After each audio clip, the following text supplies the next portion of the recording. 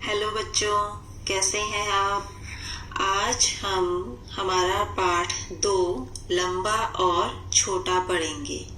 लंबा और छोटा आपने बहुत बार देखा भी होगा या फिर आप अपने दोस्तों के साथ और भाई बहनों के साथ भी एक दूसरे की लंबाई नापते वक्त भी करते होंगे कि मैं लंबा हूँ या मैं लंबा हूँ तू छोटा है, या फिर मैं छोटा हूँ तू लंबा है। और कई बारी आपने देखा होगा जब आप कोई इमारत देखते होंगे तो भी आप बोलते होंगे कि वह इमारत कितनी लंबी है, या फिर वह कोई सामान को देख के आप बोलते होंगे कि वह कितना छोटा है। तो लंबा और छोटा हमारे बोलचाल में बहुत ज़्यादा इस्तेमाल होता है। हम आसपास की चीज़ों को देख के ये बहुत ज़्यादा देखते हैं कि कुछ चीज़ें लंबी होती हैं, कुछ छोटी होती हैं। अब इसमें आप पिक्चर देख रहे हैं। पिक्चर में ऊपर एक लड़का है और नीचे एक लड़की बनी हुई है, और इसमें ये कह रहे हैं कितनी दूर है बिंदु। इस पिक्चर में आपने देखा है कि बहुत सारे बिंदु बनाए हुए हैं। अब उन हर एक बिंदु को नाम दिया गया है ताकि आप उनको नाम से बोल सको। जैसे कि किसी बिंदु को नाम घ दे रखा है, किसी को ख, किसी को छ, किसी को क, किसी को ज, और ऐसे ही और भी बहुत सारे बिंदु हैं। दूसरी बात कि जब भी आप किसी चीज को नापते हैं लंबा या छोटे के लिए, तो अगर कोई छोटी चीज की लंबाई नापनी है तो आप स्केल से मतलब फिट्टे से नाप सकते हैं, जिसमें कि सेंटीमीटर, मिलीमीटर और इंचेस में नाप दिया होता है। उसके बाद अगर कुछ बड़ी चीज को आपको नापना है तो आप इंची टेप से नापते हो। इंची टेप आप लोगों ने टेलर जो कपड़े सिलते हैं उनके पास देखा होगा, और आप लोगों के पास क्योंकि आप लोगों को ज्यादा लंबा नहीं नापना होता है तो स्केल होता है, हम स्केल से नापते हैं। अब यहाँ पे हमें कहा है कि किन्हीं दो बिंदुओं के बीच की दूरी का अंदाजा लगाओ। दूरी कितने सेंटीमीटर है? एक स्केल से इसे नापकर देखो और फिर ये देखना कि आपने जो अंदाजा लगाया था वो सही है या गलत है। तो आपको कोई से भी दो बिंदु लेने हैं जो कि आपको देखने में लग रहे हैं कि वह बहुत ही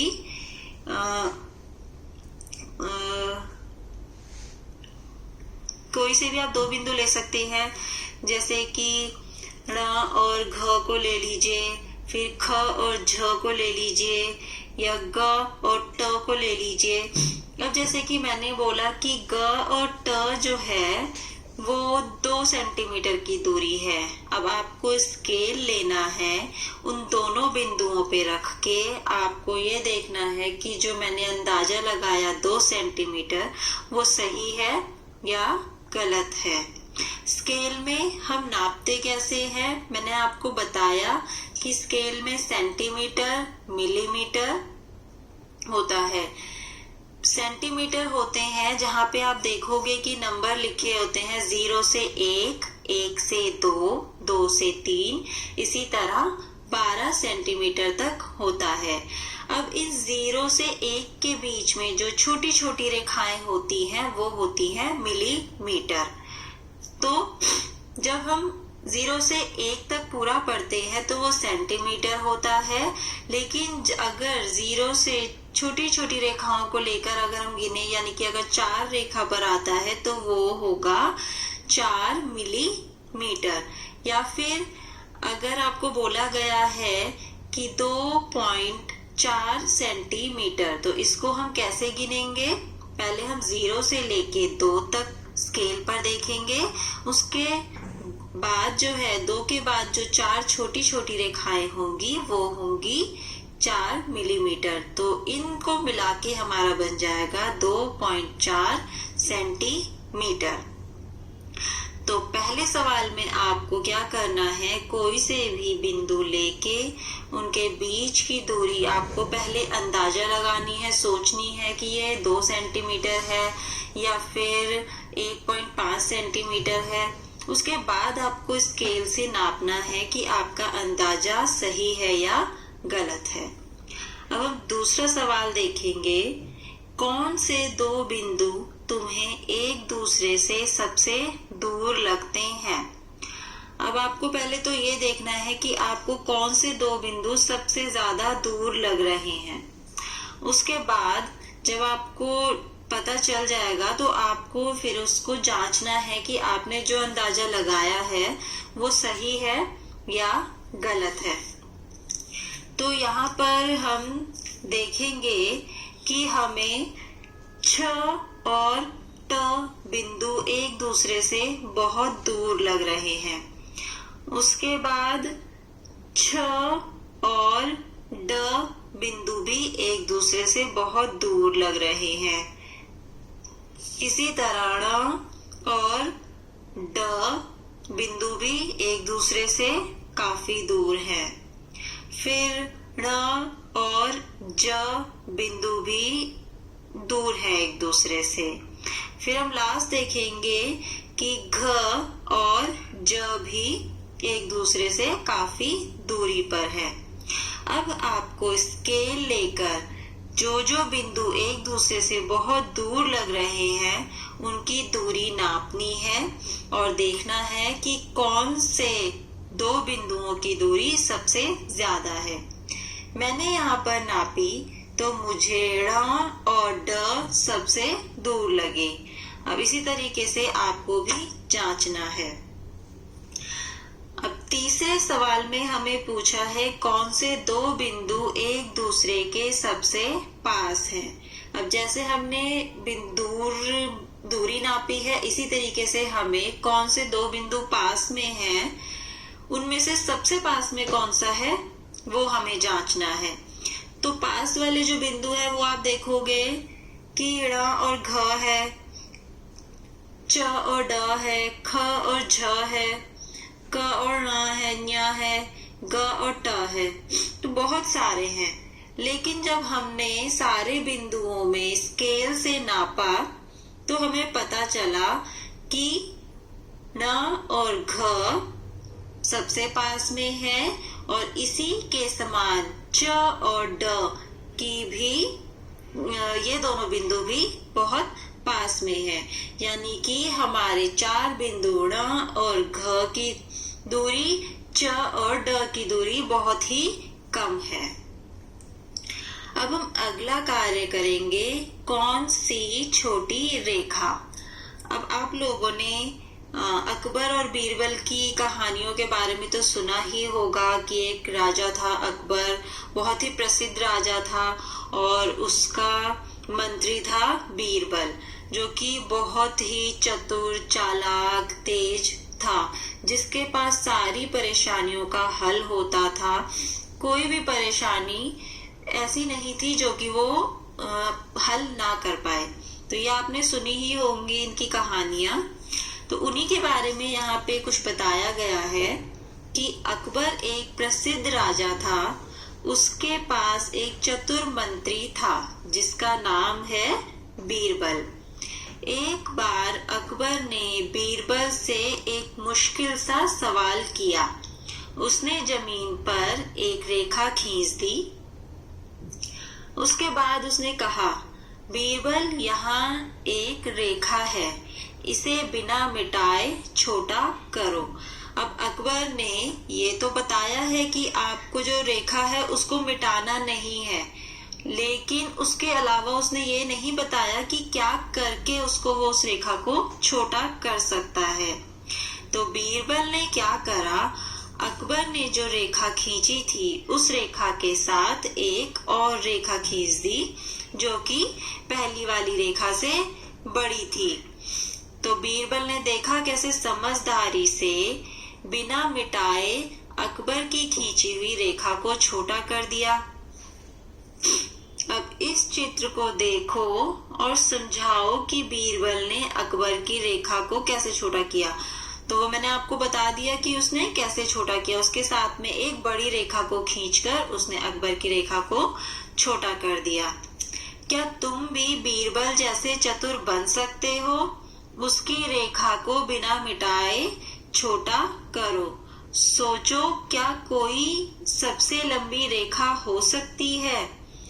तो अगर आपको भी ऐसे ही बोला जाए कि आपके सामने कोई सामान रख दिया जाए और बोला जाए कि इसको छोटा करना है, तो आप क्या कर सकते हैं? उसके साथ में उससे बड़ा सामान लाकर रख सकते हैं, तो वो पहले वाला सामान अपने आप छोटा हो जाएगा, जिससे कि आपको उसको न तोड़ना पड़ेगा न मिटाना पड़ेगा। अब यहाँ पे लिखा है, अब तुम कोशिश करके देखो। इसमें एक गुड़िया बनाई हुई है जिसमें कि लिखा है, इसके दाएं हाथ को बाएं हाथ से 1 सेंटीमीटर लंबा बनाओ। तो आपको क्या करना है? सबसे पहले स्केल लेना है और स्केल में आपको बाएं हाथ की लंबाई को नापना है। अब अगर इसके बाएं हाथ की लंबाई 2 सेंटीमीटर होगी तो आपको इसका दाएं हाथ 3 सेंटीमीटर बनाना होगा, क्योंकि इसमें लिखा है 1 सेंटीमीटर लंबा और करना है उससे। इसी तरह नीचे लिखा है, इस कप से 1 सेंटीमीटर छोटा कप बनाओ। अब अगर आप इस कप को नापोगे और इस कप की लंबाई अगर 4 सेंटीमीटर है, तो आपको क्या करना है? इससे 1 सेंटीमीटर छोटा कप बनाना है। तो 4 सेंटीमीटर से अगर 1 सेंटीमीटर आप कम कर दोगे तो कितना बचेगा हमारे पास? 3 सेंटीमीटर। तो आपको जो छोटा कप बनाना है वो बनेगा 3 सेंटीमीटर।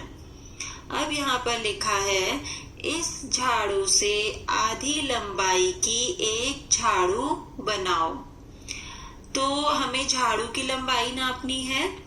अगर झाड़ू की लंबाई 6 सेंटीमीटर है तो 6 का आधा कितना होगा? 3 सेंटीमीटर। तो जो आपको दूसरी झाड़ू बनानी है वो बनेगी 3 सेंटीमीटर की। ये नंबर मैं आपको अंदाजे से बता रही हूँ, लेकिन आप जब इसको करोगे तो आपको स्केल से नापना है, उसके बाद उस हिसाब से आप इसको करेंगे। अब इसके बाद एक नीचे आप देख रहे हैं कि गंजा बना हुआ है जिसमें कि उसका एक ही बाल बनाया है।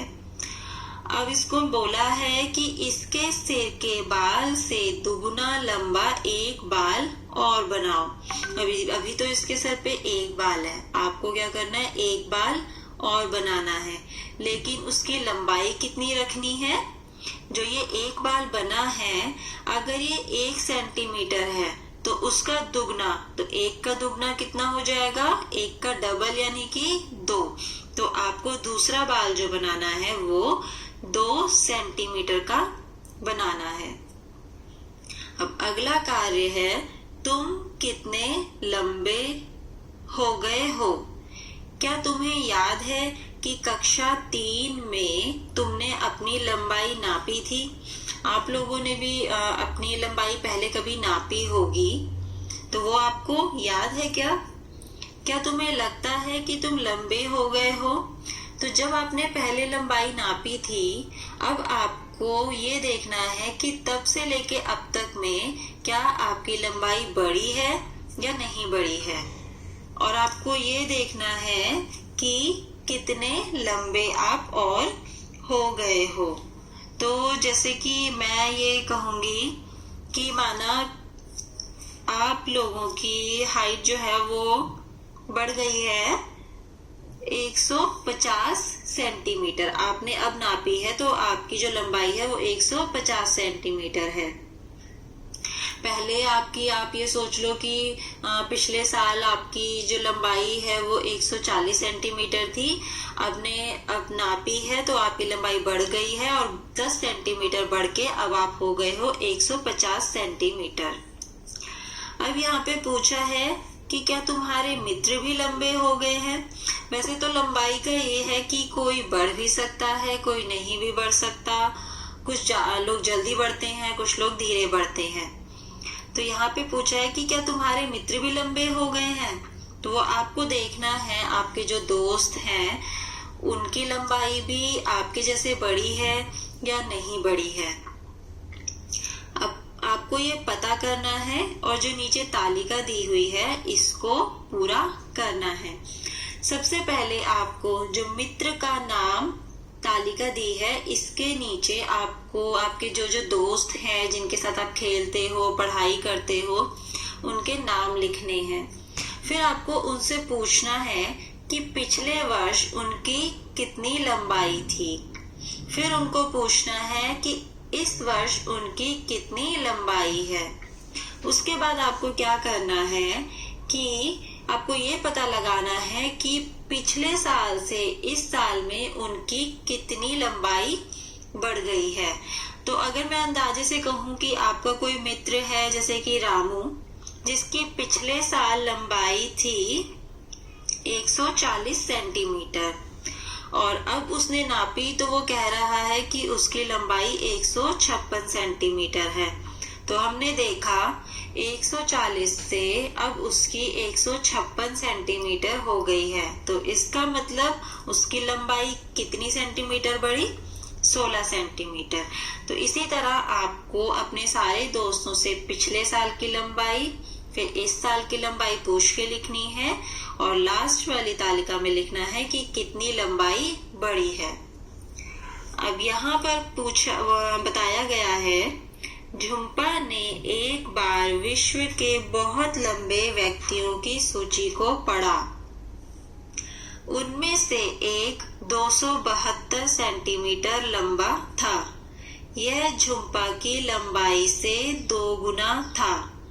तो अब आपको बताना है कि झुम्पा की कितनी लंबाई है। तो झुम्पा देखो यहाँ पे उस आदमी को देख के कह रही है, अरे इसकी लंबाई मेरी लंबाई से एकदम 2 गुनी है।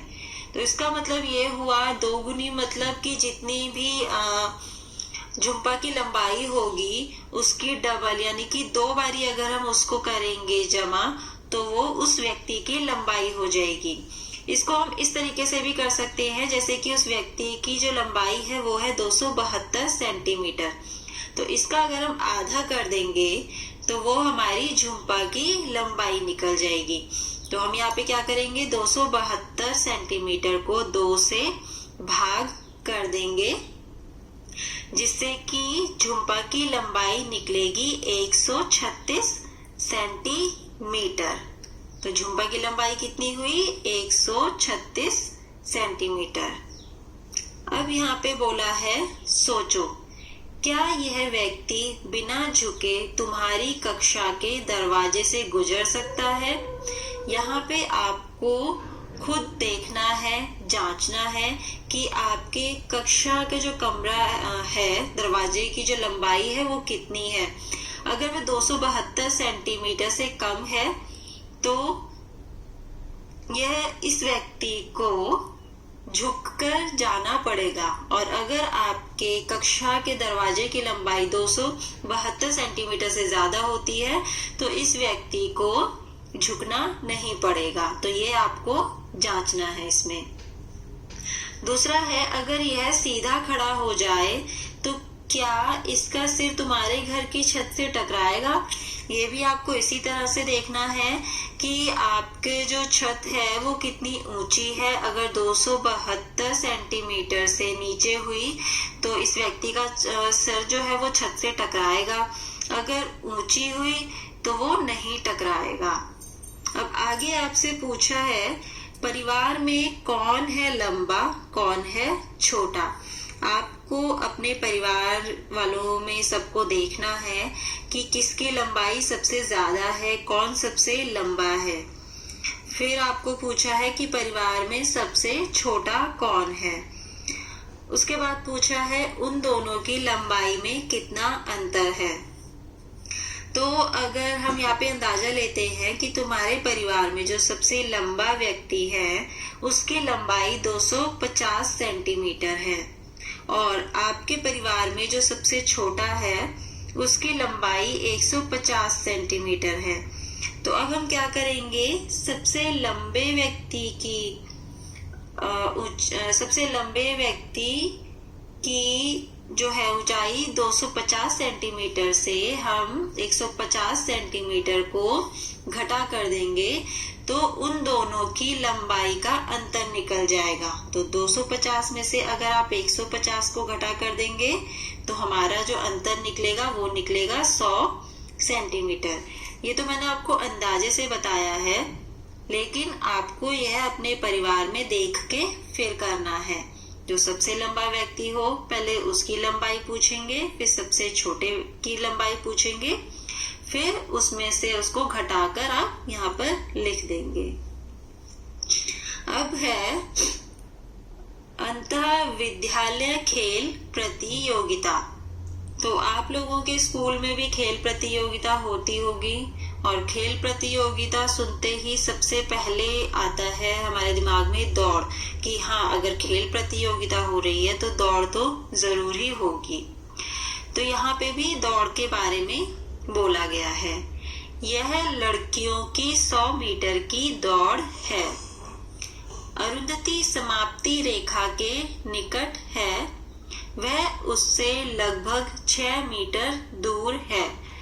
तो जो टोटल दौड़ की दूरी है वो है 100 मीटर, और अरुंधति जो है वो समाप्ति जो रेखा है उसके बिल्कुल पास में है, उससे वो 6 मीटर दूर है।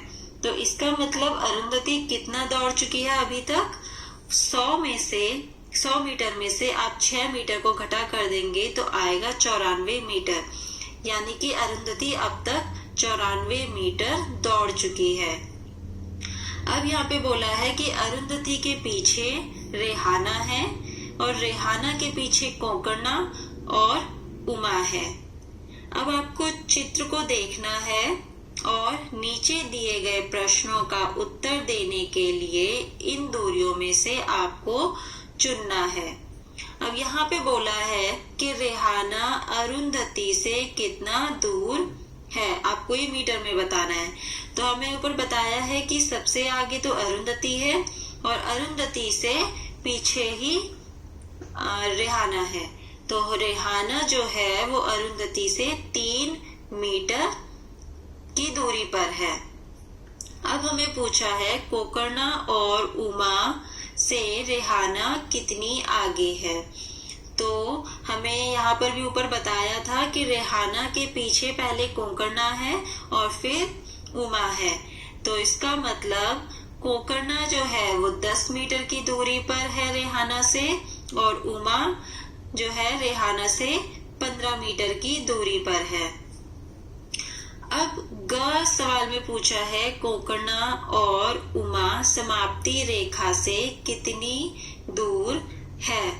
तो यहाँ पे हम करेंगे कि कोकर्णा और उमा जो है, कोकर्णा इस चित्र से आप देखेंगे कि समाप्ति रेखा से 6 मीटर दूर है अरुंधति, फिर 3 मीटर दूरी पर है रेहाना। तो 6 और 3 को आप जमा करेंगे तो 9 मीटर, और 10 मीटर दूर है कोकर्णा, तो हो गया हमारा 9 और 10 19।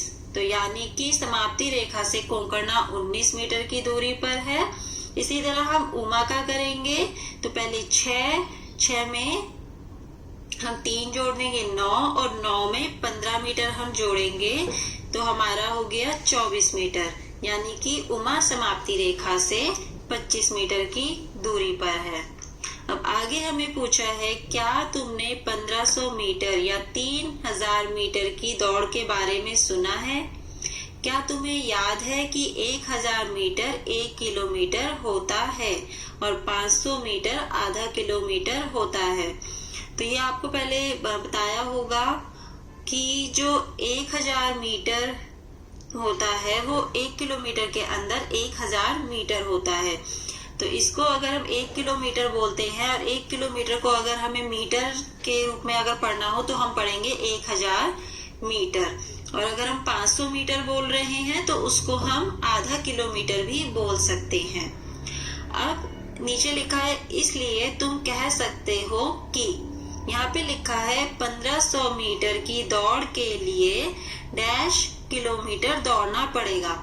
तो 1500 मीटर को हम कितना पर किलोमीटर पढ़ सकते हैं? 1000 मीटर के लिए 1 किलोमीटर और 500 मीटर के लिए आधा किलोमीटर। तो 1 और आधा मिलकर हमारा क्या बन गया? 1.5 किलोमीटर, यानी कि 1.5 किलोमीटर। अब हमें बोला है 3000 मीटर की दौड़ के लिए कितना किलोमीटर दौड़ना पड़ेगा। तो 1 किलोमीटर में 1000 मीटर होते हैं, तो 3000 मीटर में हमारा हो जाएगा 3 किलोमीटर दौड़ना पड़ेगा। तो अब जो बाकी का हमारा पाठ है उसको हम पाठ पूरा करते हैं, जो कि हमने पिछली कक्षा में अधूरा छोड़ दिया था, क्योंकि पाठ थोड़ा सा लंबा था इस वजह से। तो देखो दोबारा से हमारा लंबा शब्द इस्तेमाल हो रहा है। तो आपने पिछली कक्षा में जो पढ़ा था, आपने उसमें देखा था कि कैसे हम स्केल में दो बिंदुओं की दूरी को नापते हैं, और हमने उसमें सीखा था कि कैसे हम किसी भी सामान या किसी भी रेखा को बिना मिटाए या बिना तोड़े उसको किसी दूसरे से छोटा या बड़ा बना सकते हैं। उसके बाद हमने देखा था कि आप कितने लंबे हो गए हो। मगी का पाठ पूरा करते हैं। क्या तुमने मैराथन दौड़ के बारे में सुना है, जिसमें लोगों को लगभग 40 किलोमीटर दौड़ना पड़ता है? लोग मैराथन दौड़ के लिए सड़क पर ही दौड़ते हैं, क्योंकि स्टेडियम में दौड़ने का रास्ता 400 मीटर ही होता है। वैसे तो आपने दौड़ बहुत देखी होगी, आपके स्कूल में भी होती है, स्टेडियम में भी होती है, लेकिन मैराथन दौड़ इन दौड़ से थोड़ा अलग होती है, क्योंकि मैराथन दौड़ में 40 किलोमीटर दौड़ना पड़ता है। और आपको ये पता ही होगा कि स्कूल में और स्टेडियम में 40 किलोमीटर जितना बड़ा रास्ता नहीं होता, तो इस वजह से ये दौड़ जो है वो सड़क पर लगाई जाती है। अब हमें यहाँ पे पूछा है कि स्टेडियम के 10 चक्कर कितने किलोमीटर के बराबर होंगे। तो यहाँ पे हमें बताया है कि स्टेडियम में जो दौड़ने का रास्ता है वो 400 मीटर ही होता है। तो इसका मतलब अगर हम एक चक्कर लगाते हैं तो हमारा हुआ 400 मीटर। अब हमें 10 चक्कर लगाने हैं, तो आप क्या करोगे? 10 चक्कर लगाने के लिए आप 400 गुना में 10 कर दोगे, तो हमारा आ जाएगा 4000 मीटर। और हमने पढ़ा था कि 1 किलोमीटर में 1000 मीटर होता है, तो यानी कि हमारा 4000 मीटर को हम 4 किलोमीटर भी बोल सकते हैं। तो यहाँ पे हमें यह पता चला है कि अगर हम स्टेडियम के 10 चक्कर लगाएंगे तो हम 4 किलोमीटर की दौड़ लगाते हैं। अब आगे बोला है कि अगर तुम्हें मैराथन स्टेडियम में ही पूरी करनी हो तो स्टेडियम के कितने चक्कर लगाने होंगे। तो आपने देखा कि जब हमने 10 चक्कर लगाए तो हमारे 4 किलोमीटर हुए। अब हमें 40 किलोमीटर का करना है, तो आप क्या करोगे? आपने देखा कि 40 किलोमीटर और 4 किलोमीटर में हमने 4 में अगर आप 0 लगा दोगे साथ में तो हमारा 40 किलोमीटर हो जाएगा। इसी तरह आप क्या करिए कि 10 के साथ एक 0 लगा दीजिए, आपके हो जाएंगे 100 चक्कर। तो यानी कि अगर आप 100 चक्कर लगाते हैं तो आपके 40 किलोमीटर हो जाएंगे। अब आगे है आपका लंबी कूद। यह लड़कों की लंबी कूद है। मतलब यहाँ पे जो है ये आप पिक्चर देख रहे हो, फोटो देख रहे हो, जिसमें कि सारे लड़के हैं और वह लंबी कूद लगा रहे हैं। अब इसमें कहा है धानु की 3 मीटर 40 सेंटीमीटर की सबसे लंबी कूद है। मतलब सबसे लंबा जो कूदता है वो है धानु, और उसकी जो कूद है वो है 3 मीटर 40 सेंटीमीटर की। इसके बाद लिखा है गुरजीत दूसरे नंबर पर है, उसकी कूद धानु से 20 सेंटीमीटर कम है। गोपी तीसरा रहा, उसकी कूद गुरजीत की कूद से केवल 5 सेंटीमीटर कम है। अब हमें आगे सवाल पूछे हैं कि गुरजीत और गोपी की कूद कितनी लंबी है। तो हमें ऊपर बताया था कि गुरजीत की जो कूद है वो धानु की कूद से सिर्फ 20 सेंटीमीटर कम है। तो धानु की कूद है 3 मीटर 40 सेंटीमीटर। तो आपको क्या करना है, मीटर को आप रहने दोगे, सेंटीमीटर से आप 40 सेंटीमीटर से 20 सेंटीमीटर को घटा दोगे तो गुरजीत की कूद आ जाएगी 3 मीटर 20 सेंटीमीटर। अब हमें गोपी की कूद कितनी लंबी है ये पता करना है। तो गोपी की कूद जो है वो है गुरजीत की कूद से केवल 5 सेंटीमीटर कम, और गुरजीत की कूद थी 3 मीटर 20 सेंटीमीटर। तो गोपी की कूद 5 सेंटीमीटर आप उसमें से कम कर दोगे तो गोपी की कूद आ जाएगी 3 मीटर 15 सेंटीमीटर।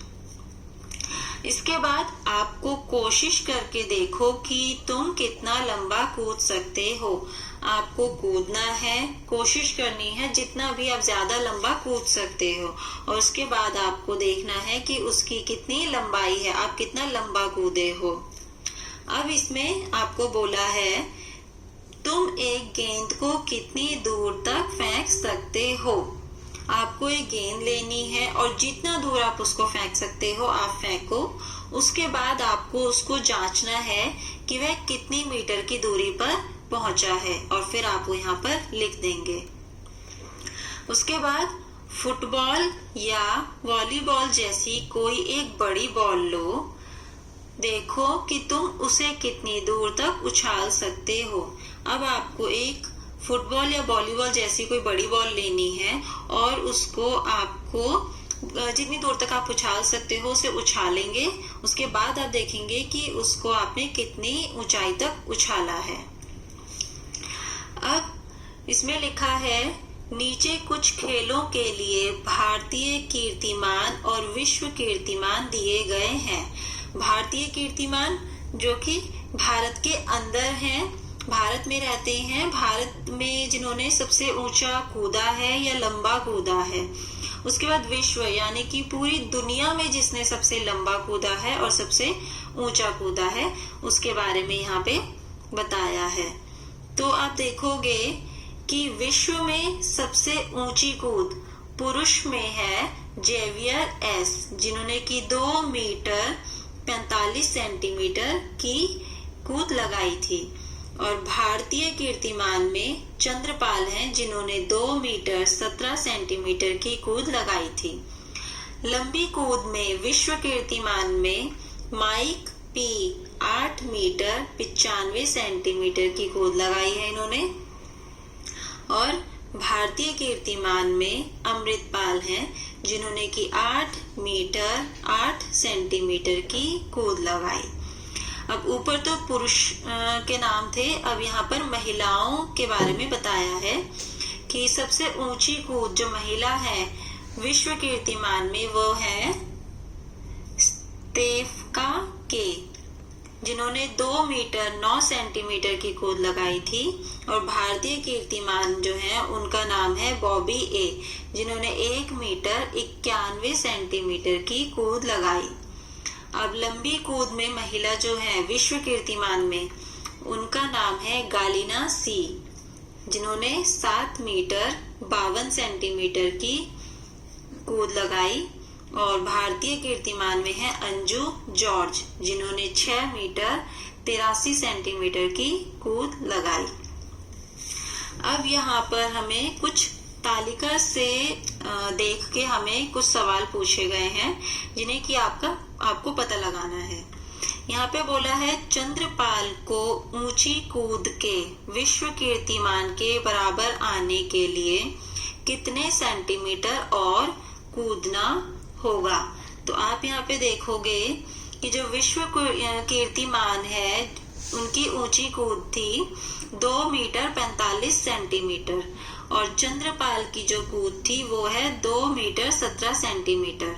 तो आपको क्या करना है, 2 मीटर 45 सेंटीमीटर में से 2 मीटर 17 सेंटीमीटर को आप घटा कर दोगे तो आपको पता चलेगा कि अगर चंद्रपाल की 28 सेंटीमीटर और कूदते तो वह विश्व कीर्तिमान के बराबर हो जाते, यानी कि उनको 28 सेंटीमीटर और कूदना पड़ेगा उनकी बराबरी के लिए। अब 2 में पूछा है बॉबी ए को 2 मीटर के लिए कितने सेंटीमीटर और कूदना पड़ेगा। तो आपको बताया था कि 1 मीटर में 100 सेंटीमीटर होते हैं। तो और बॉबी ए ने जो कूदा है वो है 1 मीटर 91 सेंटीमीटर।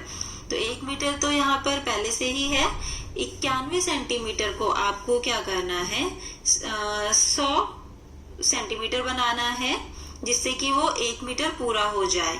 तो 91 में अगर हम 9 सेंटीमीटर और जोड़ देंगे तो वो हमारा हो जाएगा 100 सेंटीमीटर और 1 मीटर में अगर हम 100 सेंटीमीटर और जोड़ देंगे तो वो हमारा 2 मीटर हो जाएगा।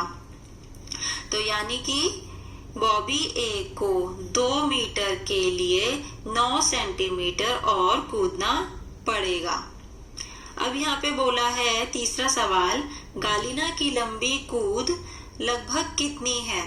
तो गालिना की कूद आप यहाँ पे देखोगे 7 मीटर 52 सेंटीमीटर है।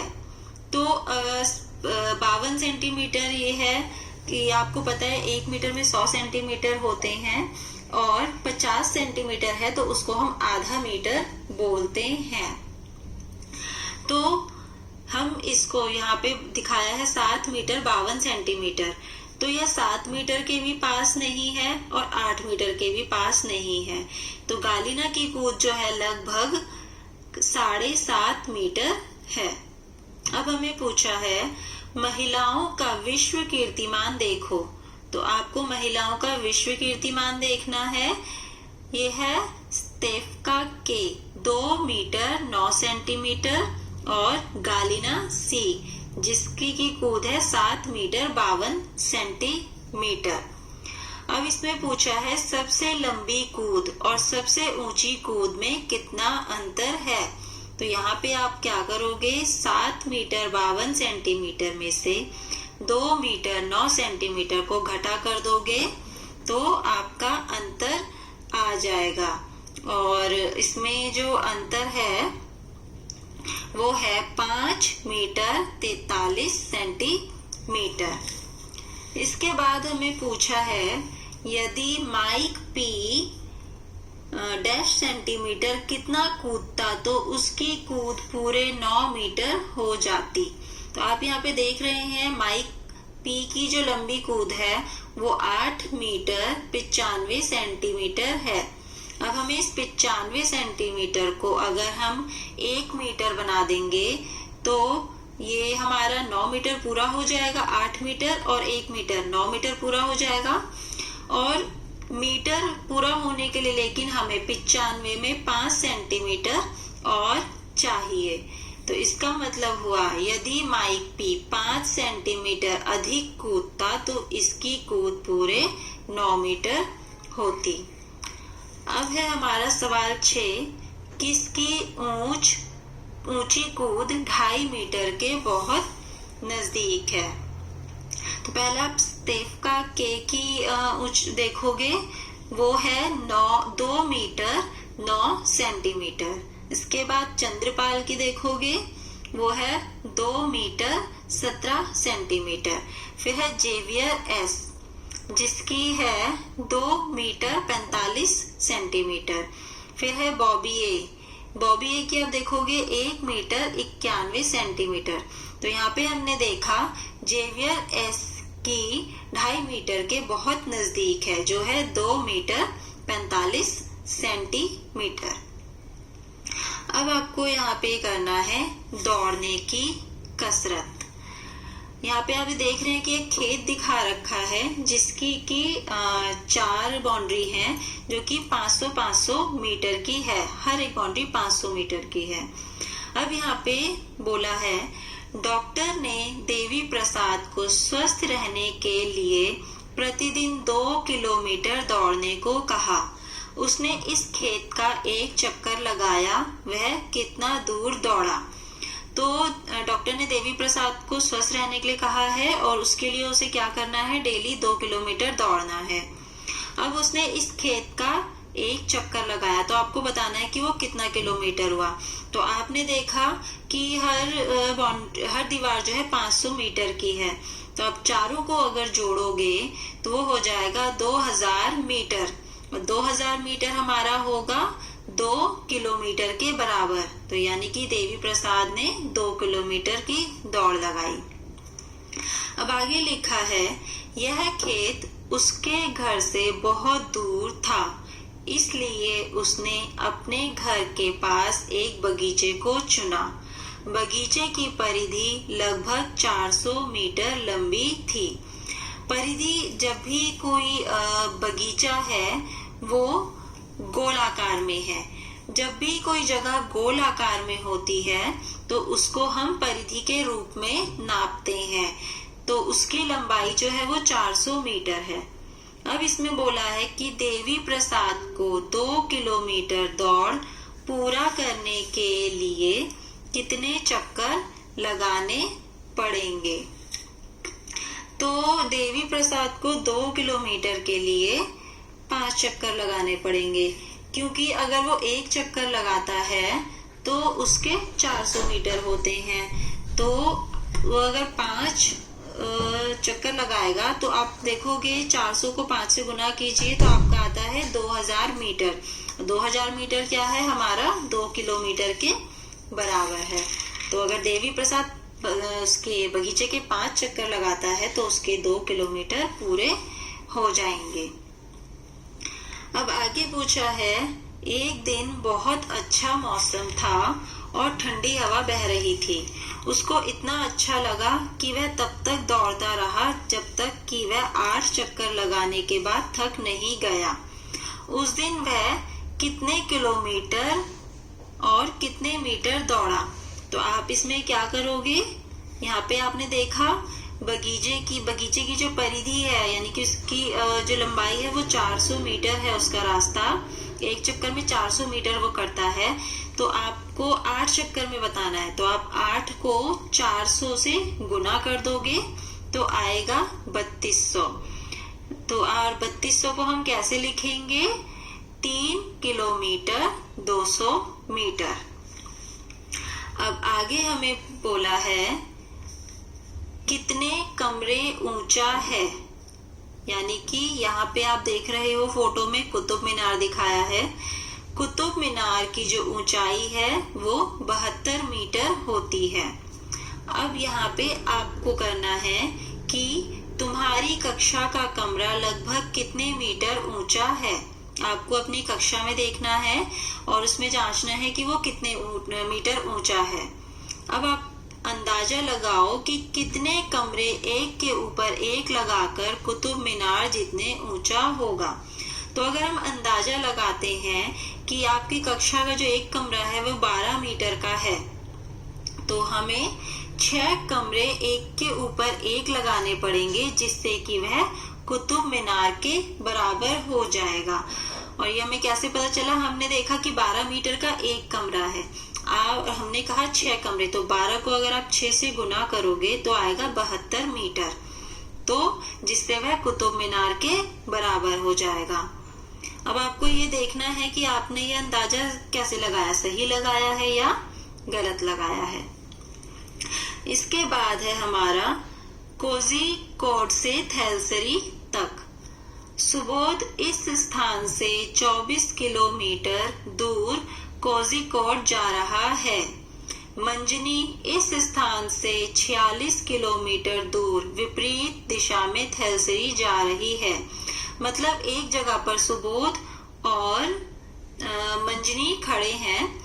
सुबोध एक तरफ जा रहा है कोझिकोड जो कि 24 किलोमीटर की दूरी पर है, और मंजनी दूसरी दिशा में जा रही है जो कि 46 किलोमीटर की दूरी पर है। अब आपको बताना है कि कोझिकोड थैलसरी से कितनी दूरी पर है। तो हम क्या करेंगे कि 24 किलोमीटर तो कोझिकोड की दूरी और 46 किलोमीटर थैलसरी की दूरी, इन दोनों को आप जमा कर दोगे तो वो कोझिकोड की थैलसरी तक की दूरी निकल जाएगी, यानी कि 24 जमा में 46, 70 किलोमीटर। अब आप आगे बढ़ेंगे। तुम्हारे घर से स्कूल कितनी दूर है। मोमन बहुत दूर से स्कूल आता है। पहले वह तालाब तक 400 मीटर की दूरी करता है, फिर वह चप्पल हाथ में लेकर 150 मीटर चौड़े ताल को चलकर पार करता है। उसके बाद वह 350 मीटर चौड़े खेत को दौड़कर पार करता है। अंत में वह स्कूल पहुंचने के लिए 40 मीटर चौड़ी सड़क को ध्यान से पार करता है। तो अब आपको यह बताना है स्कूल पहुंचने के लिए मोमन को प्रतिदिन कितना चलना पड़ता है। तो ऊपर आपने देखा कि पहले 400 मीटर, फिर 150 मीटर, फिर 350 मीटर और फिर 40 मीटर। तो आप इन चारों को जमा कर दोगे तो वो निकल जाएगा मोमन को कितना चलना पड़ता है। तो जब हमने इन चारों को जमा करा तो हमारा निकला 940 मीटर, यानी कि स्कूल पहुंचने के लिए मोमन को प्रतिदिन 940 मीटर चलना पड़ता है। अब आगे हमें पूछा है क्या यह 1 किलोमीटर से अधिक है। तो आपको पता है कि 1 किलोमीटर में 1000 मीटर होते हैं और मोमन जो है 940 मीटर चलता है, तो नहीं, यह 1 किलोमीटर से अधिक नहीं है। अब आगे हम इसमें लिखा है पता लगाओ कि तुम्हारे दोस्त स्कूल से कितनी दूर रहते हैं और नीचे दी गई तालिका को पूरा करो। दूरी को मीटर या किलोमीटर में लिखो। इसमें आपको जहाँ पे लिखा है दोस्त का नाम, आपको अपने जो भी आपके दोस्त हैं उनका नाम लिखना है। उसके बाद घर से स्कूल तक की उनकी जितनी दूरी है वो आपको यहाँ पे लिखनी है। आगे है तुम सब में से कौन स्कूल के सबसे पास रहता है। अब आपने देखना है जब आप सबके घरों से स्कूल तक की दूरी लिख लोगे या पता कर लोगे तो आपको ये देखना है कि कौन सबसे पास में रहता है, आपको उसका नाम लिखना है। फिर आपको लिखना है कौन स्कूल से सबसे दूर रहता है। फिर आप लिखोगे कितने बच्चे स्कूल से 1 किलोमीटर से भी कम दूरी पर रहते हैं। जो बच्चे 1 किलोमीटर से भी कम दूरी पर रहते हैं आपको उनकी संख्या लिखनी है यहाँ पे। इसके बाद है क्या कोई ऐसा भी है जो 5 किलोमीटर से भी ज्यादा की दूरी पर रहता है, वह स्कूल किस प्रकार आता है।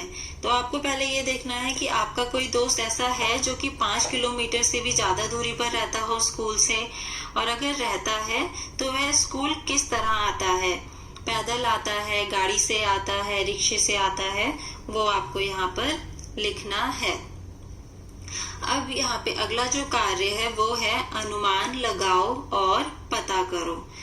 तो आपको पूछा है एक रील में कितना लंबा धागा होता है।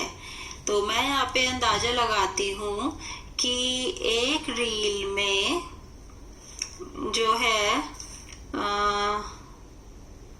लगभग 180 मीटर धागा होता है, और आपको ये देखना भी है। आप रील लेके देख सकते हैं कि उसमें कितना मीटर धागा है। दूसरा है एक पतंग की चरखी में कितना लंबा धागा होता है, क्या वह 1 किलोमीटर से भी ज्यादा लंबा होता है। तो एक पतंग की चरखी में जो है 300 से 500 मीटर तक होता है। बाकी अगर कोई अपनी इच्छा से और ज्यादा डलवाना चाहे तो वो भी डलवा सकता है, लेकिन यहाँ पे पूछा है कि क्या वह 1 किलोमीटर से ज्यादा लंबा होता है। तो आप इसका जवाब देंगे नहीं, क्योंकि 1 किलोमीटर में 1000 मीटर होता है और जो चरखी में है वो 300 से 500 मीटर तक का धागा होता है। इसके बाद पूछा है अगर एक ही धागे से रुमाल बनाया जाए तो इसमें कितना लंबा धागा लगेगा। तो अगर एक ही धागे से रुमाल बनाया जाएगा तो उसके लिए हमें लगभग 50 किलोमीटर धागे की जरूरत पड़ेगी। अब है आगे, काश ऐसा हो जाए। कैसा हो जाए? जो इसमें लिखा है, काश मैं एक पतंग होता ताकि मैं ऊपर उठ जाता इस इमारत से भी ऊपर। काश मैं एक चिड़िया होता ताकि मैं उड़ पाता इस पतंग से भी ऊपर। काश मैं एक बादल होता ताकि मैं चल पाता इन चिड़ियों से भी ऊपर। काश मैं एक हवाई जहाज होता ताकि मैं बहुत ऊपर उठ पाता बादलों और पहाड़ों से भी ऊपर। तो ये तो हम लोग भी, आपने भी देखा होगा, कई बार आप भी सोचते हैं कि काश मैं ऊपर उड़ पाता, काश मैं बादल के ऊपर जा पाता, काश मैं बादलों को छू पाता। तो ये इसी तरह इसमें बोला है। अब आपको पता लगाना है कि पहला सवाल है, तुमने सबसे ऊंची इमारत कौन सी देखी है? वह कितने कमरे ऊंची है? आपको देखना है कि आपने जो सबसे ऊंची इमारत देखी थी वो कौन सी है और वह कितने कमरे ऊंची है, वो आपको बताना है। दूसरा सवाल है, एक पतंग कितनी ऊपर जा सकती है? क्या वह कुतुब मीनार से भी ऊपर जा सकती है? तो पतंग जो है वो 300 से 400 या फिर 300 से 500 मीटर तक ऊपर जा सकती है और कुतुब मीनार 72 मीटर ऊंचा है। तो इसका जवाब है हाँ, वह पतंग कुतुब मीनार से ऊपर जा सकती है। अब आपको लिखना है, एक हवाई जहाज कितना ऊंचा उड़ सकता है? तो पहले मैं आपको इसका जवाब बताऊंगी। जो एक हवाई जहाज है वो 45,000 फीट की ऊंचाई तक उड़ सकता है। इसके बाद हमें पूछा है, क्या वह माउंट एवरेस्ट से भी ऊंचा उड़ सकता है, जिसकी ऊंचाई लगभग 9 किलोमीटर है?